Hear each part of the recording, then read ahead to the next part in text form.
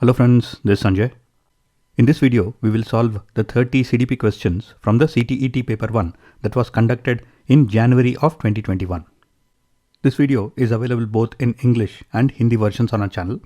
You can go to our channel on YouTube and click on this down arrow, and if you select the playlist option, then you'll find different playlists so that you can easily find and watch the video that is required for your preparation. In order to address learners from diverse backgrounds, that is different backgrounds, a teacher should do which of the following? Use standardized assessment for all. If you use the same standardized assessment for all students, then you are expecting everybody to do well in the same kind of test. Now, this is where background plays a key difference, because some children might be strong in languages, some children might be weak in languages. If you are expecting all the students to do equally well in the same test, then that might not be the right process. Therefore, standardized assessment for all is incorrect, because even the assessment has to be customized as per individual student. Next, use statements that strengthen negative stereotypes. So what are these negative stereotypes? Now, if you say that girls are well behaved, boys are not, or boys are good in maths, girls are not. So these are negative stereotypes. So by making such statements, the teacher is demotivating the students. Therefore, such negative statements and negative stereotypes should be avoided in the classroom. Next, avoid talking about all aspects related to diversity. Now, children are smarter than you think, and talking about diversity, making them aware of what is the importance of diversity in the classroom, how they have children from different backgrounds sitting between them, right? So that is very, very important. You should talk about diversity in the classroom. Therefore, avoiding talking about diversity is incorrect. Now, the last one is draw examples from diverse settings. That is, taking examples from different settings. This is the correct answer. When we were discussing about the key areas of inclusive education in one of our videos, we spoke about curricular access, right? And we spoke that the curriculum and the teaching learning process should be designed for all learners, irrespective of their disabilities, backgrounds, and other differences. That is, the curriculum and the teaching learning process should use examples from different backgrounds. Right? You just cannot expect all children to understand the same kind of examples. There might be children from rural backgrounds, there might be children from urban backgrounds in the same classroom.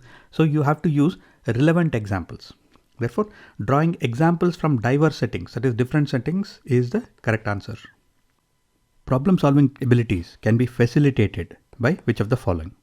In this context, facilitation means teaching or encouraging. So how can we encourage children to learn and understand problem solving in the classroom? The last one is encouraging fixed process of solving the problems. Now, when we were discussing about the steps in problem solving, we saw that there are several different approaches. So we cannot expect all the children to follow the same fixed process. Children should be encouraged to follow whichever process works best for their thinking process. Therefore, this is incorrect.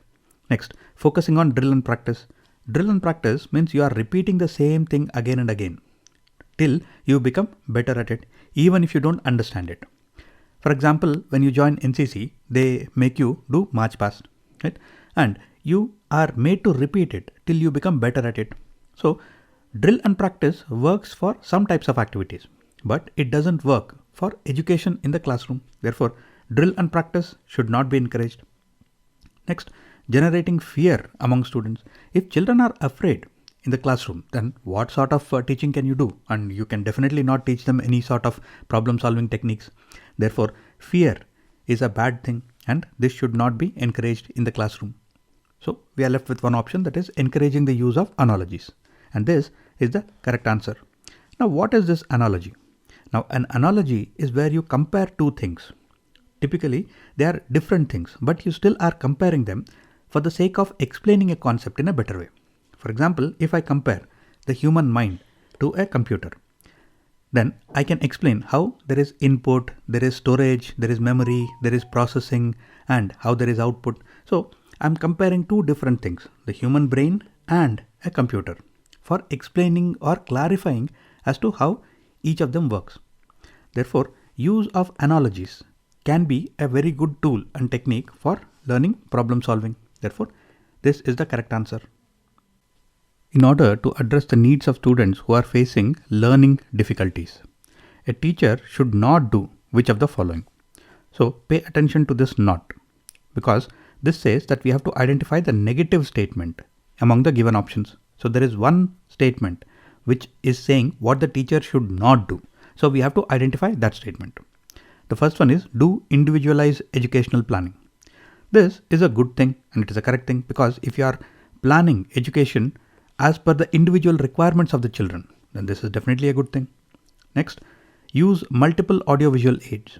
That is, if you are presenting the content in different formats, in printed format, audio format, visual format, then children will be able to understand it better. So this is also a good thing. Use constructive pedagogical approaches. A constructive classroom where children are actively participating in the teaching learning process, where they are constructing knowledge, is a good thing. So this is also correct. So we are left with one option which has to be the correct answer in terms of what the teacher should not do. That is, practice rigid structures for pedagogy and assessment. Right? So this is the correct answer. Now, a rigid structure for pedagogy and assessment means you are telling that this is the way that I will teach, this is the syllabus that I will teach, this is the methodology that I will follow. Now, whether children understand it, don't understand it is not my problem. Right? You are being very rigid in your approach, in your pedagogy as well as your assessment techniques. So this is incorrect, because when we were talking about the concept of inclusion, we discussed that both pedagogy and assessment should cater to the individual learning styles of all the students in the classroom, be it differently abled children, be it children from different backgrounds. So the concept of inclusion means that you have to be flexible in your approach to pedagogy and assessment. You cannot be rigid. Therefore, this is something that the teacher should not do. Which of the following is the primary identifying feature for creativity? Now, the first one is hyperactivity. If a child is being hyperactive in the classroom, it is not an indicator of creativity. It can mean that the child might have ADHD, which is a learning disorder, that is attention deficit hyperactivity disorder. Right? So this is not an indicator of creativity. Inattentiveness, if the child is not paying attention in the classroom, that is not an indication of creativity in any way. Therefore, this also is incorrect. Low comprehension, that is, if the child is not able to comprehend things, understand things in the classroom, then that is also not an indicator of creativity. Therefore, this also can be discarded. We are left with one option, that is divergent thinking. So this has to be the correct answer. Now, what is divergent thinking? If all children are thinking in the same way, there is one child who might be looking at the problem in a different way, might think of a different approach to solve the problem, right? Or might use a more creative way of looking at the same problem. So divergent thinking means a different way of thinking. So divergent thinking is an indicator of creativity. When we were talking about the Torrance tests of creative thinking, we discussed about how Torrance tests are meant for identifying creativity and divergent thinking. Therefore, divergent thinking is an identifying feature of creativity. Which of the following is the most effective mode of teaching and learning? First one is observation without analysis. If you are observing something without analyzing it, then you're just looking at something without trying to understand anything. So this cannot be effective in any way. Imitation and repetition. If you are imitating something and if you are just repeating something, then it is not necessary that you have actually understood what you are imitating or what you are repeating. Therefore, this cannot be an effective teaching learning process. Rote memorization of the content, which is you are memorizing something without actually understanding it. This is definitely something that you should not be encouraging in the classroom. So that leaves us with one option, that is exploration of relationship between concepts, and this has to be the correct answer. Now, what is this relationship between concepts? Now, this is a computer mouse. It works using a different type of technology. It works in a different way, right? It's a different device. And this is a computer touchpad. It uses a different type of technology. It works in a different way. But there is a connection between both of these, because both of these are devices which are intended to interact with the computer. So you use them to interact with the computer. Therefore, there is a relationship between these two concepts, the concept of a mouse and the concept of a touchpad. Therefore, if you explore the relationships between concepts, children can understand things in a better way, right? Therefore, exploring relationships between concepts is a very effective mode of teaching and learning. A teacher should analyze the various errors made by the students on a given task because of which of the following reasons. Now, she can segregate those who made more errors in comparison with the others. Now, this is incorrect because segregation means separation. If you're going to separate children on the basis of the number of errors that they made, right, you are discriminating between the children. Right? You don't know why children actually committed the error, but you are actually just separating them on the basis of the number of errors. If you say in the classroom, all the children who made some mistakes, you sit in the last bench, all the children who did not make mistakes, you sit in the front bench, then you are discriminating in the classroom. You are discouraging the students. Therefore, this is not a good approach. Learning is solely based on correction of errors. No, this is incorrect and incomplete because correction of errors, right, is one part of the teaching learning process. Learning is not just solely about the correction of errors. So this is incorrect. She can decide degree of punishment accordingly. This is completely incorrect because, first of all, physical punishment is illegal under law, right? And even if you just want to give some other form of punishment, then through the punishment, you are discouraging the students because you have to first understand what is the reason for the errors, what is the reason for the mistake, right? Without understanding, if you're just planning on punishing the students, then this cannot be a good approach. So that leaves us with one option, the last one, which has to be the correct answer, which is understanding of errors are meaningful in the teaching learning process. This is a correct statement. When we were discussing about errors and alternative conceptions, we discussed that errors are like volcanoes. That is what we see on the surface, right? And these are just the symptoms. But the reasons for these errors is something which is deep inside the child's mind. Right? It can be because of a simple mistake, or it can be because of a fundamental misunderstanding or a misconception. Therefore, we have to understand the reasons for the error in order to either correct the child or teach in a different way, right? Or give some additional clarification. So, if you understand the reason for the error, then you can teach in a better way. Therefore, understanding of errors is meaningful in the teaching learning process is a correct statement. Motivation to learn can be sustained by which of the following? That is, how can we keep children motivated in the classroom? By giving very easy tasks to children. If you give very easy tasks, then they will become bored very easily. So this cannot be a good approach for sustaining or maintaining motivation in the classroom. Focusing on rote memorization. Rote memorization is always bad in the classroom because rote memorization means you are memorizing something without actually understanding it. So this cannot be a good way to sustain or maintain motivation. Punishing the child. By punishing the child, you are discouraging the child. Right? You are making the children more afraid in the classroom. So this is definitely not a good technique to use in the classroom. So that leaves us with one option, that is focusing on mastery oriented goals. By encouraging children to master the subject, to go beyond the basic requirements and understand the subject in depth, right? And teach them why this subject is important, why this can be useful in the long run, how it is connected to their day-to-day life. So by encouraging them towards mastery oriented goals, you can motivate children to learn better, to understand things better, to participate better in the classroom. Therefore, focusing on mastery-oriented goals is a good way of sustaining or maintaining motivation in the classroom. So if you want to understand more about these mastery-oriented goals, then you should watch the video on motivation, where we discussed mastery goals and performance goals theory of motivation. Here we have 4 statements. So we have to identify which of these 4 statements is correct in the context of shame. Now shame, we can also call it embarrassment. Right? So is it very effective to motivate children to learn? If they feel ashamed or embarrassed, do they feel motivated to learn? Should shame or embarrassment be generated frequently in the teaching learning process? Does shame or embarrassment have no relation to cognition? Can shame or embarrassment have a negative impact on cognition?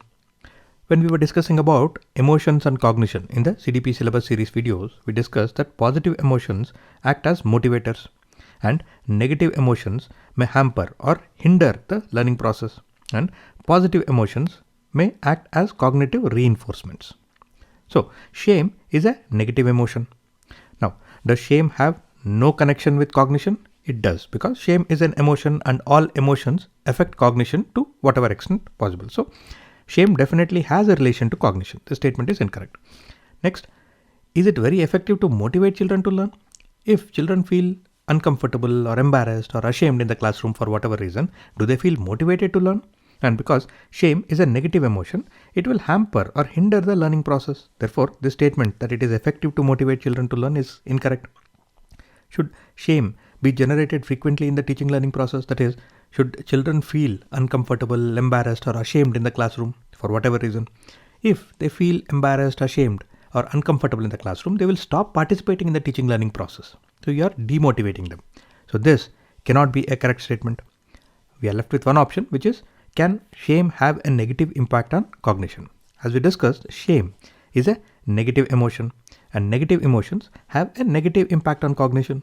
Therefore, this is a correct statement. The constructivist view of learning suggests that children dash construction of their own knowledge. So we have to identify which of these statements fits in this blank space. Now, when we were discussing about types of progressive education, we spoke about constructivist classrooms, and we discussed that learners construct knowledge in a constructivist classroom. Right? They play an active role in the teaching learning process. Therefore, constructivist view of learning suggests that children play an active role in the teaching learning process in the construction of their own knowledge. So this is the correct answer. Are they solely dependent on textbooks? No. Do they have no role to play? No. Are they solely dependent on adults? No. So only statement 1 is the correct answer. Which of the following belief is good for learning? So read the 4 statements. If the child believes that efforts don't make any difference, whatever effort I put, it won't make any difference. I will not pass. I will not learn this. I will not understand. So if the child believes in that, is it good for learning? No. Failure is uncontrollable. Whatever efforts I put, whatever I do, I will fail. I have no control over it. If the child believes that, is it good for learning? No. Ability is fixed. I am like this only. I can't learn maths. I don't have the capability to understand science. So if the student thinks like this, is it good for learning? No. If the student believes in a positive way, that is, ability is improvable. I might not be an expert in maths now, but if I practice, I will become an expert in maths. So ability is improvable. So if the child believes positively in himself or herself, then that is good for learning. So among the 4 statements, statement 3 is a positive statement, and that is good for learning. We briefly touched upon this in the motivation and also in the emotions video in the CDP syllabus series. Conceptual understanding among students is likely to improve in the settings which emphasize on which of the following. That is, in a classroom, if we emphasize on which of these 4 options, we can help in increasing the conceptual understanding of the students. Now, if we have frequent examinations, then the focus of the children is on clearing the examinations. They will just probably memorize something because they don't have the time to go in depth into the subject. They just will study whatever is required to clear the examination. So frequent examinations are a bad idea. Competitions.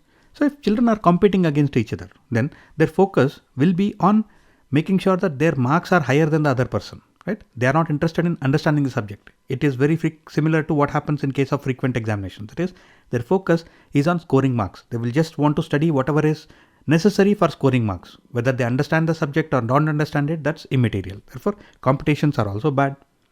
Textbook-centric pedagogy. If everything is focused on the textbook, that is, you are not giving them any hands-on learning, you are not allowing them to discuss, or you are not encouraging peer learning, and everything is textbook focused, then that is definitely not a good idea, because what will happen is some of the students who can memorize the textbook will score well in the exam, whereas children who are probably intelligent but they cannot memorize the textbook, right? They will not score well in the exam. Therefore, textbook-centric pedagogy will not help in improving the conceptual understanding of the students. So, inquiry and dialogue. That is, if you allow them to go through the topics, ask questions, discuss with each other. So, inquiry and dialogue. That will help in increasing the conceptual understanding of the students. So, what is conceptual understanding? The first level is rote learning, where they just remember something without understanding it. The next is procedural learning, where they know the procedure or they remember the procedure for one particular topic. They understand it, but their knowledge is limited to only that particular topic. Conceptual learning is on a higher level. They understand that particular topic. They also know the connection between the different topics and the different subjects. So, conceptual learning is the best form of learning, and inquiry and dialogue encourage conceptual understanding. It is difficult for children to learn in which of the following situations. So here we are given 4 options. So we have to identify which of these four statements is a negative statement? In which situation will children find it difficult to learn? The first one is learning is socially contextualized. We learned that all learning should be contextual. That is, children should be able to connect it with their day-to-day life. So, if the learning is socially contextual, then that is definitely good for learning. Next, content is represented through multiple ways. Now, if you are representing the content in printed format, in textbooks, in audio format, in video format, right, then you are representing the content in multiple ways, and children will find it easier to understand the concepts, understand the topic. Therefore, this is also good for learning. They are intrinsically motivated. We discussed in the motivation video that there are two types of motivation, intrinsic and extrinsic. Intrinsic is internal motivation. Extrinsic is external motivation. Intrinsic motivation, internal motivation is always more powerful. Therefore, if children are intrinsically internally motivated, then this is definitely good for learning. So we are left with one option, that is information is presented in disconnected chunks. So if there is a topic which has 6 parts and I teach you part 1, then I teach you part 3 and 4, then I skip and directly go to 6. So which means that there are gaps in your understanding. And if you suddenly go to chapter 3, because you have not studied chapter 2, children may not be able to understand it properly. So information, whenever it is presented, it should be connected, right? There should be a contextual connection between the complete topic. Therefore, if content or information is presented in disconnected chunks, then that is definitely not good for learning. The best state of learning is which of the following? When we were discussing about why children fail in school in the CDP series videos, we discussed that fear and anxiety are probably the number one reason why children fail in school. So, if children are afraid of anything in the classroom, then they will not participate in the teaching learning process and they will not be able to concentrate and their learning cannot happen. So, fear is the number one enemy for learning in the classroom. So, among the options, any option which says fear can be directly eliminated. So, option 3 which says high fear, right? This is bad. High fear, this is also bad. So now option 1 and 2 say no fear. So which means that the correct answer has to be between these two. Now moderate arousal and no fear, no arousal and no fear. So what is this arousal? Arousal can be interpreted as interest. So if the child is moderately interested and is not afraid, then that is the best state for learning. If the child is not interested, not aroused, and if the child has no fear, which means that the child is disinterested, the child is not connected to the classroom, the child is not afraid, the child is not interested. Therefore, no arousal, no fear is a bad state for learning. So the best state for learning is moderate arousal or interest and no fear. Individual differences in the development of children can be attributed to which among the following? When we were discussing about heredity and environment, we discussed that the development can be attributed to both nature and nurture. That is, heredity and environment.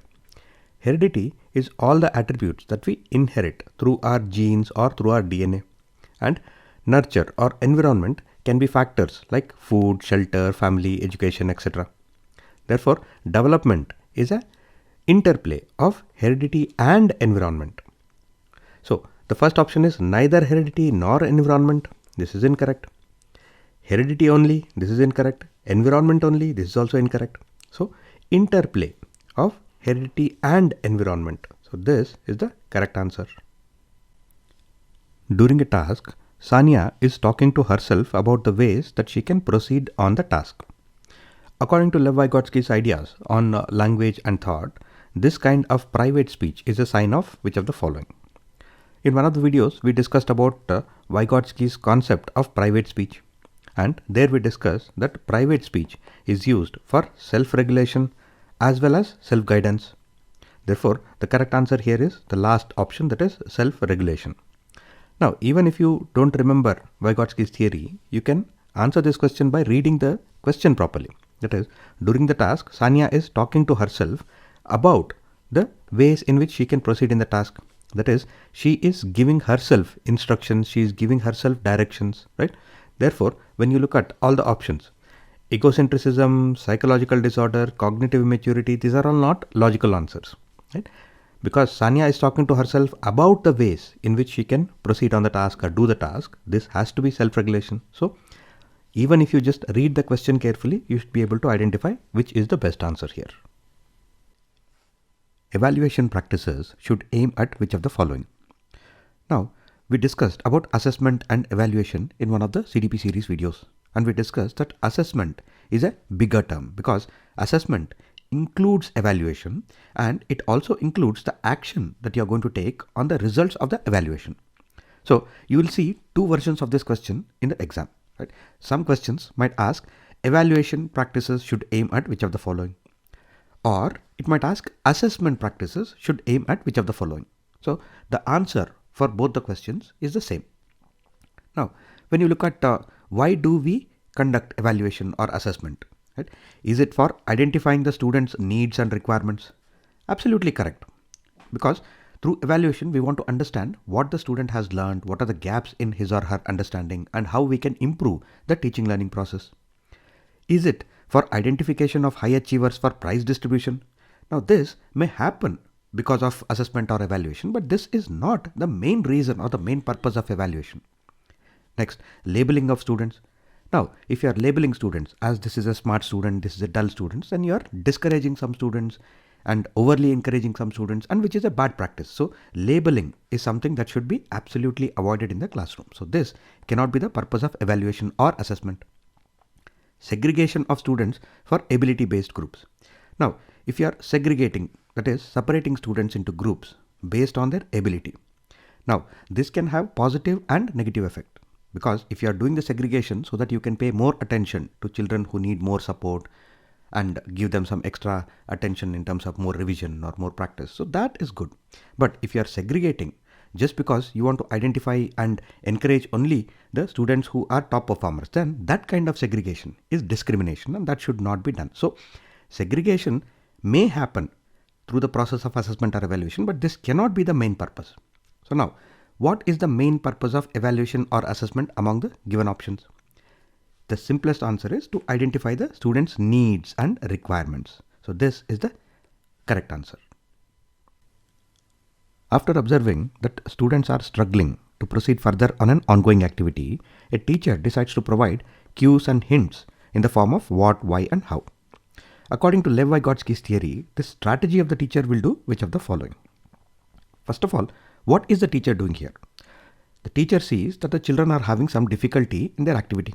So the teacher is stepping in to give some cues and hints. So the teacher is supporting the students in their learning activity, which means that the teacher is providing scaffolding to the students. Now, what can be achieved through scaffolding? Will scaffolding cause demotivation to children? Definitely not. Is scaffolding meaningless in the process of learning? Absolutely not. Will scaffolding, where the teacher is actually helping the students, cause withdrawal tendency among students where they don't want to participate in that activity anymore? Definitely not. Because students also will feel happy that the teacher is supporting them in completing that activity. Therefore, what is happening here is the teacher is scaffolding or providing support to the students in their learning process. So this strategy of the teacher will act as a scaffold for learning. After getting hurt during a play activity, Rohan started crying. Seeing this, the father responded, "Don't behave like girls. Boys don't cry." This statement by the father reflects which of the following? Now, here the father already has a preconceived notion as to how a particular gender should behave. That is, how girls should or will behave and how boys should behave.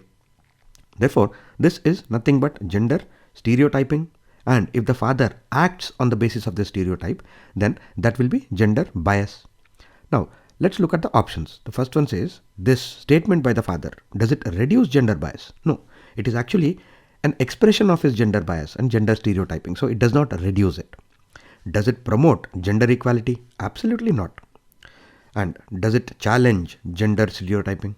No, because you are encouraging gender stereotyping here. You are not challenging it. Therefore, the correct answer is this statement by the father reflects the gender stereotype that is already there in his mind. that he already is carrying with him, right? Because he expects girls to behave in a certain way and boys to behave in a certain way. So that is nothing but a reflection of his gender stereotyping. Which of the following statements is correct about a progressive classroom? Now, we discussed about the various types of progressive education, and we discussed about constructivist classrooms where learners actively participate in the teaching learning process and they construct knowledge rather than just being passive listeners. So, when we look at the options, the last one says the emphasis should be given on competition among students. Now, in a constructivist classroom, in a progressive classroom, right, here children should learn. So, competition is not important, right? And we should not be encouraging unhealthy competition. So, learning is more important. So, this cannot be the correct answer. Next, teacher should follow a fixed curriculum. This is also incorrect because curriculum should be flexible and it should be adjusted or modified, or it should be customized to meet the requirements of the learners. Therefore, teacher following a fixed curriculum is a subject-centric classroom and it is not a progressive or a constructivist classroom. Therefore, this cannot be the correct answer. Next, students should be labeled on the basis of their academic scores. That is, if you are labeling students that these are smart children, these are dull children, then that is absolutely bad and this should not be done in the classroom. Therefore, this cannot be the correct answer. So, we are left with one option, that is, ample opportunity should be provided for construction of knowledge. So, in a progressive classroom, if we are using the constructivist approach, then children should get ample or enough opportunities to construct knowledge by actively participating in the teaching learning process. So, this is the correct answer. According to Lawrence Kohlberg's theory, performing an act and doing something because others approve it represents which stage of morality? Now, when we were discussing Kohlberg's stages of moral development theory, we discussed that there are 3 levels, that is pre-conventional, conventional and post-conventional levels, and each level has 2 stages.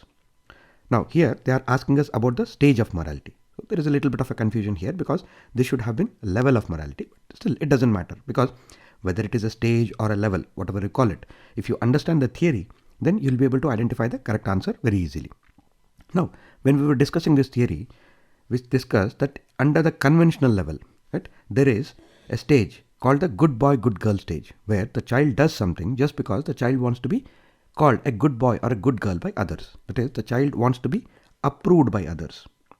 Therefore, performing an act and doing something because others approve of that act, where the child is actually looking for being called a good boy or a good girl, is actually under the conventional level.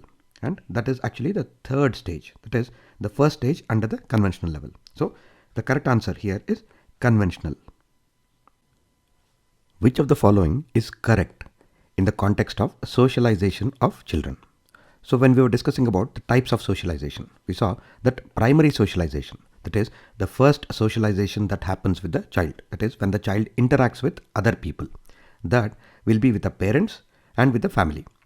Only after the child grows up a little, then the child will start interacting with other people outside the family. So, family is always primary mode of socialization or primary agent of socialization, and all other agents are secondary agents of socialization. So, when we look at the options in this question, right, this question can be answered very easily if you just remember that family is the primary source of socialization of children. Now, the first option is saying peers are primary and family is secondary. Now, family is primary, therefore this option is incorrect. Next, family and mass media both are secondary agents of socialization. Again, family is primary, not secondary, therefore this also is incorrect. And school is primary and peers are secondary socialization agent. Now, school is also a secondary socialization agent because only family is the primary socialization agent. Therefore, this is also incorrect.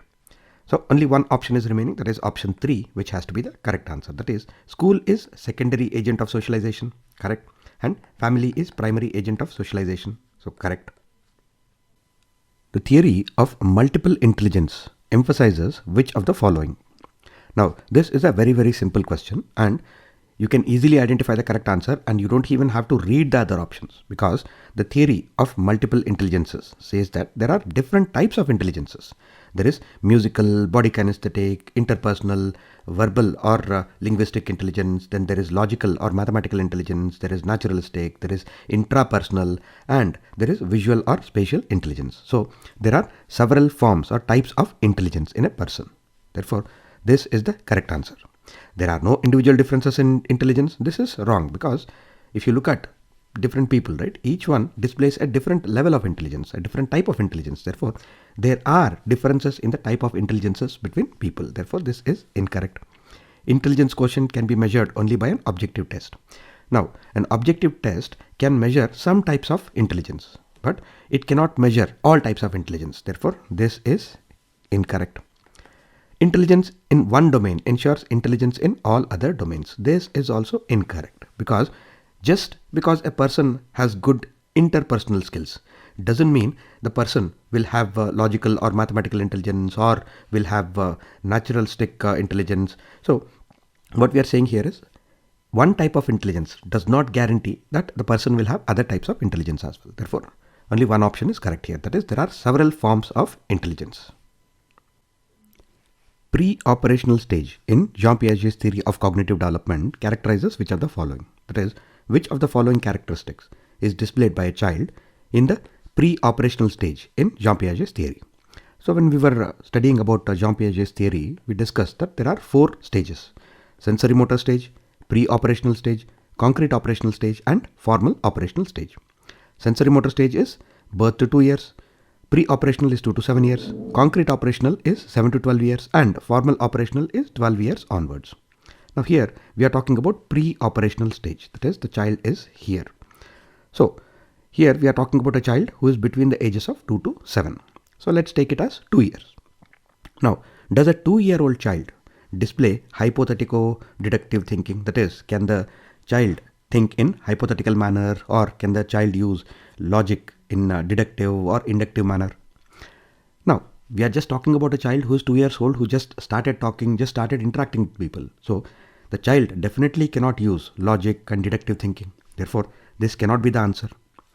Ability to conserve and seriate objects. Now, seriation, conservation, these are attributes that are developed during the concrete operational stage. Therefore, this cannot be the answer. Next, development of abstract thinking.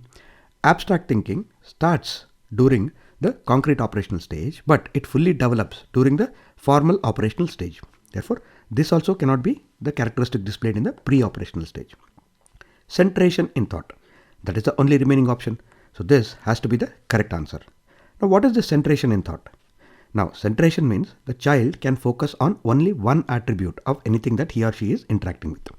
For example, if you offer the child a pizza, right, the child is probably focusing only on the number. That is, if you offer this piece or if you offer these pieces, then the child may select option 2 because he thinks there are 3 pieces here. There is more pizza, right? But it is the same size of pizza that is cut into 3 pieces. So the child is just focusing on one aspect, that is the number. So when the child displays centration of thought, that is, the child can focus on only one attribute of anything that he or she is interacting with, that is a characteristic of pre-operational stage. Which of the following statements is correct in the context of development? Now, we have already discussed extensively about development in one of the previous videos, and we saw that there are different aspects of development, and development is influenced by genetics, that is nature, and it is also influenced by other factors, that is nurture, that is environmental factors. Now, when we look at all the options, the first one says development occurs only during a period of childhood. Now, this is completely incorrect, because we discussed that development starts from the time a person is conceived and it continues till the person is alive. That is, development happens throughout a person's lifetime. So only during childhood is incorrect. Development has the same rate of growth across cultures for everyone.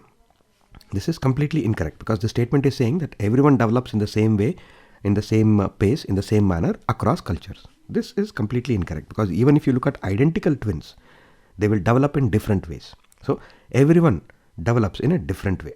No two people are identical. Next, development occurs only through learning that takes place in school. No, only some part of development, some aspects of development happen in school. A lot of development happens outside the school as well. Therefore, this is completely incorrect. So we are left with one option, that is option 2, that is development is multi-dimensional. This is the correct answer because there are several aspects of development, that is several dimensions of development. That is, development can be physical, it can be in language, it can be emotional, cognitive, social, moral development. So there are several dimensions of development. Lev Vygotsky's A Social Cultural Perspective of Learning emphasizes the importance of which of the following in the learning process. Now, this question is an example of why you should read the questions carefully, because in the question itself they have given the answer. They are saying it is Lev Vygotsky's social cultural perspective of learning. Therefore, cultural has to be the correct answer. And even if you don't read this, as soon as you see Lev Vygotsky's name, you should immediately think of S, C and L. That is social factors, cultural factors and linguistic factors. And if you look at the answer options, motivation, equilibration, attribution are not mentioned in his theory. Culture or cultural tools is clearly mentioned. Therefore, this has to be the correct answer. In his theory of cognitive development, Jean Piaget explains cognitive structures in terms of which of the following. Now, we have discussed about Jean Piaget's concept of schema in the CDP syllabus videos. And there, I have explained extensively about what is a schema. Right? Just for a recap, when you look at this, right, this is a plug. So you just don't remember this as a plug. You'll remember that this has to go into a socket in the wall, right? And there is a wire attached to this, and that wire will be attached to some electrical device. So just by looking at this picture of a plug, you can remember so many things because your brain remembers this plug as part of a schema, right? You just don't remember the plug. You remember what is it used for, what is it connected to, and what is the complete context. So that is a schema. Therefore, in his theory of cognitive development, Jean Piaget explains cognitive structures in the form of schema. We are not talking about zone of proximal development. We are not talking about psychological tools or stimulus response association. The correct answer is schema. In an inclusive classroom, emphasis, that is importance, should be on which of the following. Now, in any classroom, right, you should not segregate students on the basis of their social identity. That is, you should not segregate students on the basis of their caste or religion. So this is absolutely incorrect. Next, performance-oriented goals. In an inclusive classroom or in a progressive classroom, you should focus on mastery-oriented goals and not performance-oriented goals. And you should not use undifferentiated instruction. That is, you should not use the same type of teaching learning techniques for all students. Right? You should pay individual attention to each student and customize the teaching learning process for each student. So this is also incorrect. That leaves us with one option, that is option 2, that is providing opportunities aiming at maximizing the potential of individual children. And this is the correct answer. When we were discussing about the key areas of inclusive education, we spoke about individual focus. That is, every child is different and adequate focus and individual attention should be given to all children for the sake of inclusive education. So, providing opportunities aimed at maximizing the potential of individual children. That is individual focus, and this is the correct answer. According to the Right of Persons with Disabilities Act, which of the following terms is appropriate to use? Now, this is also an example of why you should read the question carefully, because the answer is given within the question itself. That is, we are talking about persons with disabilities here. So, when we look at the options, student with crippled body, this is incorrect. Is it a retarded student? No. Handicapped student? No. We are talking about persons with disabilities. Right? So, we are talking about physical disability. That is, student with physical disability is the correct answer. The sequence of development among children from birth to adolescence is which of the following?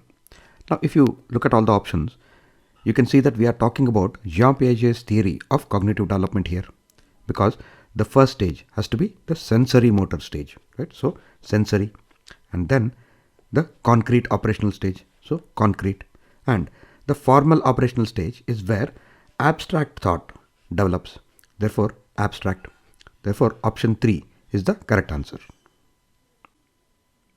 individual differences in a progressive classroom should be treated as which of the following? Now, when we were talking about the educational implications of individual differences, we discussed that every child is different.